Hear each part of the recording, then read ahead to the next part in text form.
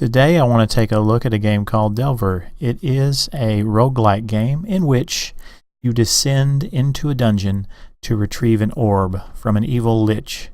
Once you defeat the lich and get the orb, you have to get back out of the dungeon the way you came in, and if you make it out, you win the game.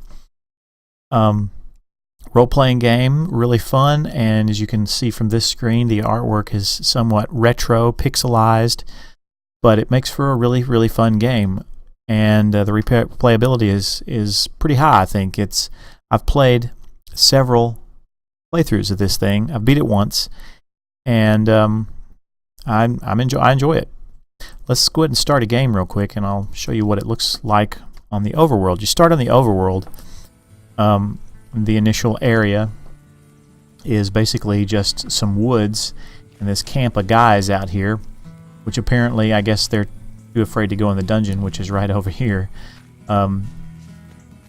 There's a couple of them that you can talk to all of them, but there's a couple of them that you can shop from.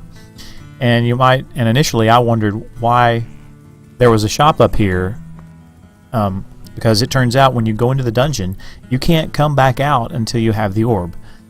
But the way this works is, since it's a roguelike, that means that it's permanent death. When you die, it's a permadeath, so you're gone. So you lose all your stuff and your traits and skills and everything. But the thing that you do keep is any of the gold that you collected in the dungeon while you were in there. That means that whenever you reappear here at the top, you'll have your gold that you collected from the previous runs, and will be able to buy stuff from these guys. Such as the shopkeeper here. You can buy all this different kind of stuff, and that makes it pretty nice. I haven't done that yet. I've actually kind of been saving up the gold that I've gathered from. I've got another save game that I've died several times and saved up the gold from that, and I'll spend it at some point, I guess. But anyway, this is a brand new game, so and if you look at the top center, you'll see your quick slot bar, and I can press 1, 2, 3, 4, 5, 6. And of course I just ate my food and drank a potion there. And by the way, those potions, you'll find different colors throughout the game, and those will do different things, and they will also do different things depending on whenever you regenerate whenever you generate a new game, like the red potion could be poison one time, and then the next time it could be health.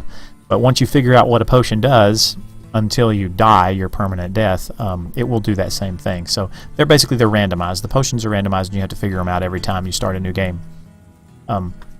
We start out with a dagger, and that's my dagger, and I can click my left mouse button and just kind of stab, or I can click and hold my left mouse button for like a swipe.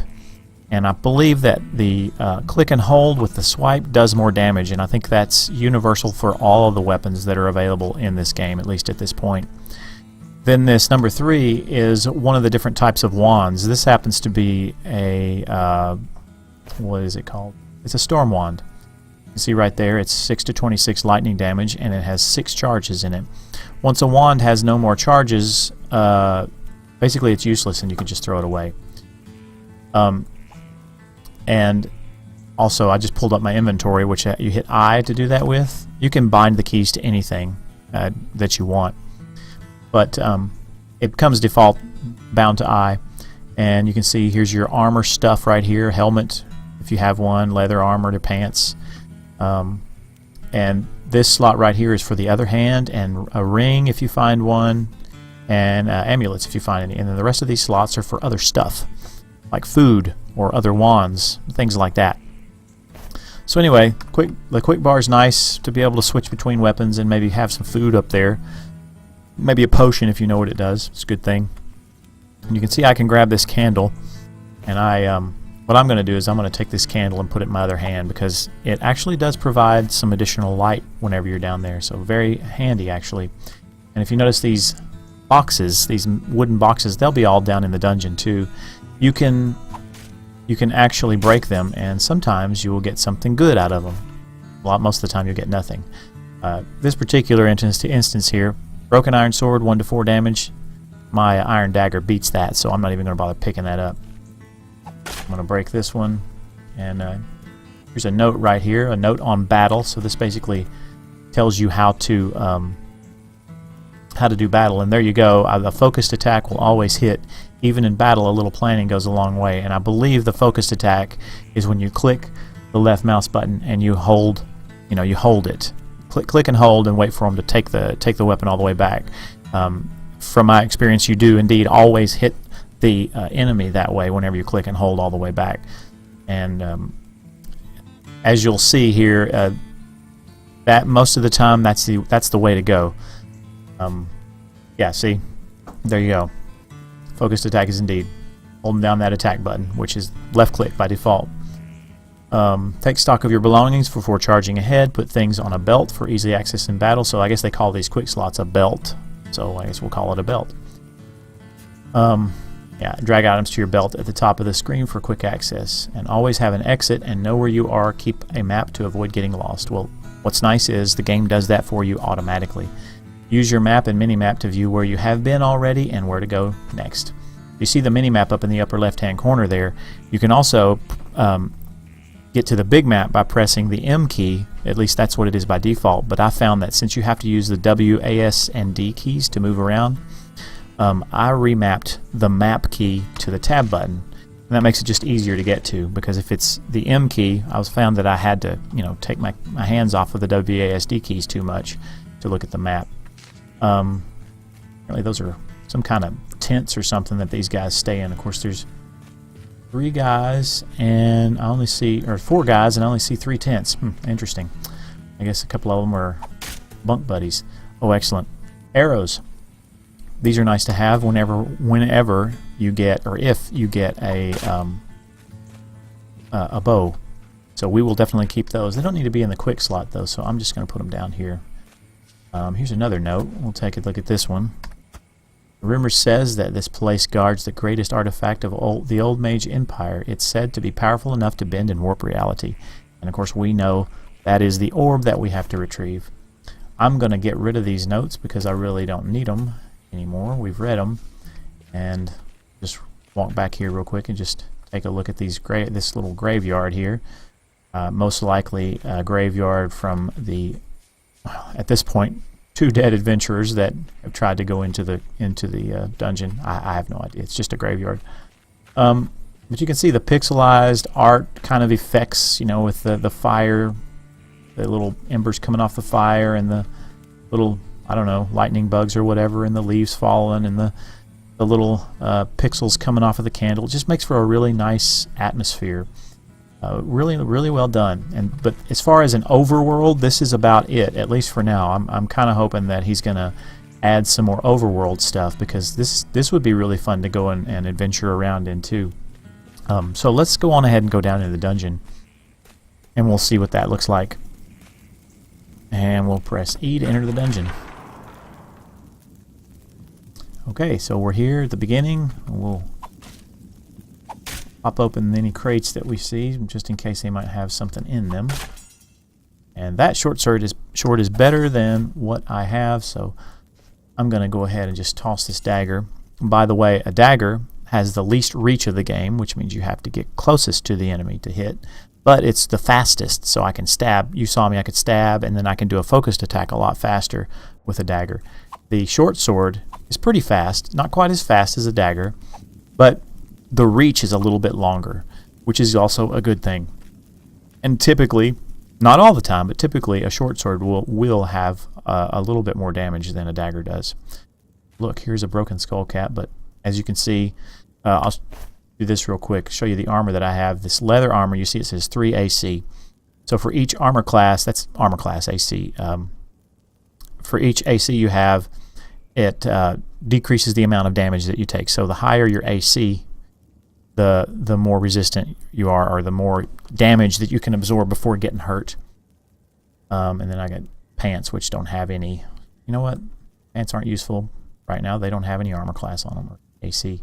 Then you got your gold, your experience to the next level, and then what level you are. So nice things to know. Let's grab this note and take a look at it. Nobody has been in these ruins for centuries. What a find! The mountains ringing the tower have kept people away. Oh, I see. The mountains around the tower have kept people away. The kingdom probably had portals to get here easier than we did. Okay. Thank you for that. We'll open this and get into the dungeon. See if we can find some enemies to fight. And the enemies are kind of cool. I actually really like this. I really like the style of this game. Very nice, atmospheric. It's got the lighting, the actual point lighting and stuff. And, well, lighting, real-time lighting. And the enemies are actually billboarded sprites, and it actually turns out that it actually works really well, I think. Let's take a look at this note and see what it says. Jaren, some of our porters have gone missing. Did you send them on some errand? We're going to need them back to clear out some of this rubble. Okay. I guess, you know, some of these notes kind of are here to provide atmosphere and maybe a little bit of a storyline, I guess. Hello? And somebody just saw us. Oh, by the sound of that, it was a rogue. We'll have our... Yep, that is a rogue. And that's a slime down there. We'll come back to that in a minute. The one thing about the enemies in this game, what I would like to see is some sort of pathfinding algorithm applied to them, because right now they're pretty dumb. What they'll do is, as soon as they see you, they will try to come directly towards you. And that means that if they are on a ledge somewhere and there's a hole, they'll just walk right off into the hole, whatever it is that's in there, which, you know, means that you can sort of take advantage of that sometimes, which, I don't know, I'd rather them be a lot smarter and be able to walk around stuff. And I'm hoping that the developer is going to change or add some pathfinding, maybe some A-star pathfinding or something to the game, so that the enemies are just feel a little more smart. Looks like over here we have a mage of some sort, and ooh, I'm gonna eat some food. I'm getting hurt. That. Okay, level up. Choose your fate. This isn't the only 3 traits that you can choose from, but basically I think what happens is every time you level up, it randomly chooses a group of traits for you to choose to level up. Defense does exactly what it does, and says it does. It increases your defense, like your armor class stuff, how more effective or whatever. Speed increases how fast you run around, and that's actually quite important, as you'll see later on in the game. If we get that far, there is armor and shields that decrease your speed. So the better armor and shields will decrease your speed. So it's good to have more speed to kind of round that out, because you definitely want better armor. And so what I typically do is I increase speed and health, although agility is, it helps you to swing your weapon faster, from what I understand. We're going to go with speed this time. We need to, I'm going to grab the storm wand there and dispatch with that mage, and it looks like that's another thing. Like a zombie just stepped on this trap.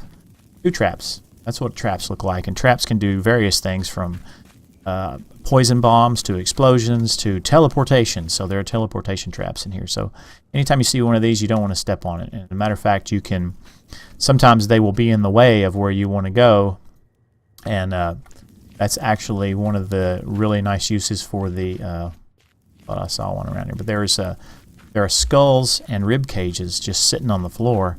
You can actually take those and toss them on those pressure plates to activate them so that you don't get hurt. And I'll show you here in just a second. We'll get rid of this guy. I don't know if he's a monk or what. I'm not sure what he is, or a druid maybe. Gives me another wand. I love wands. So we'll just toss this in. You see that was a teleportation trap, and it won't activate. I don't remember if they reset or not. Yep, see, it just resets. So once you activate it, you have a little bit of time to get over it before it resets. So handy thing to know, that you can activate those traps with skulls and rib cages. And that is some kind of fighter, maybe a barbarian or something like that. There's also another class of fighter here. Oh, look, we got some pants. Finally, we can put some pants on. 3 AC. It's nice. Now, instead of dragging them like that, something else you can do is you can hold down the shift key, and then you can left click, and it will put it where it's supposed to go. And it will also do that if there is already something there. It will just swap them. Swap the 2 items. Let's see where we are. You know what? It looks like there was a place up here that we did not go. Yes. Right here. What do you know? It's like a secret. that's definitely a fighter. I heard a slime there too. Slime got himself killed. What do we have? It's broken. I don't care anything about it. And this now, my friends, a mace. I love the maces, and I'll tell you why. The maces and the hammers give you knockback. They're actually really good. The knockback, I love it. When you do a focus attack with it, you see, I knocked him back. Kind of gives you some time to kind of recoup and get people off of you. Steak. Any kind of food I find, you want to keep that stuff. Because that's basically, well, that is, that's life. That's how you restore your life. That and potions. Got choice between agility, attack, and magic. Attack does what it says. It increases your melee damage with weapons. Magic increases the amount of charges, I believe, the amount of charges that are found on wands when you pick them up.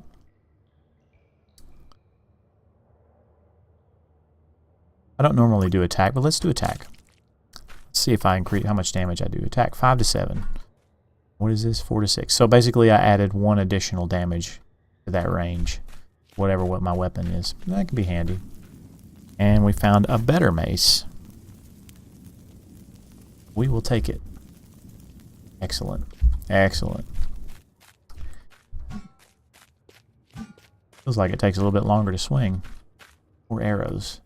We're getting a good haul here. Like I stepped on a trap. That was careless of me. We'll head back down here where... Yep, right here. Here's the next place. There's a zombie. Now, let's see. If you watch him, he will... Yeah, see? He just walked right off into the water. Because, again, he has no pathfinding. You can use that to your advantage a lot of times. I picked up a dark potion. You can see there's question marks, which means I have no idea what it does. I think, typically, you have to drink a particular color potion at least a couple of times before it will... I mean, you can identify it, obviously, when you drink it once, but it won't label it until I think you drink... I think you have to drink it twice, I believe. Oh.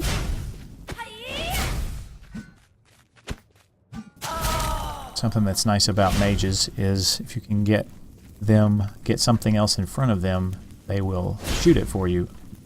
I need to eat something badly.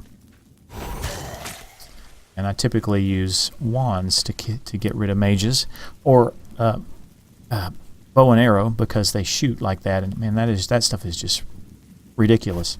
Pretty powerful, actually. Lanterns are better than candles, so I'm going to switch. And that skull cap, I believe that would fit me. So before those guys get here, I'm gonna...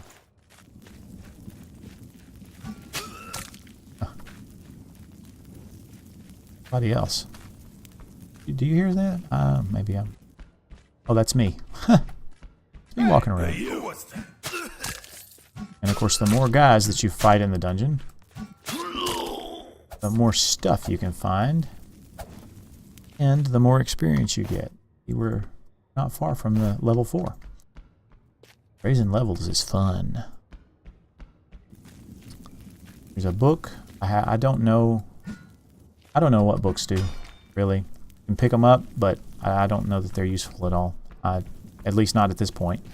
Maybe they will be, but I don't know of a use for them right now. Dark potion. Take it. Don't know what it does yet, but we'll take it. There's another rogue. We will batch with her. Something else about potions. If there's one on the ground and you hit it, it will explode. See, that might give you a clue as to what that stuff is. I don't know. Some kind of black liquid, obviously. Dark potion. But...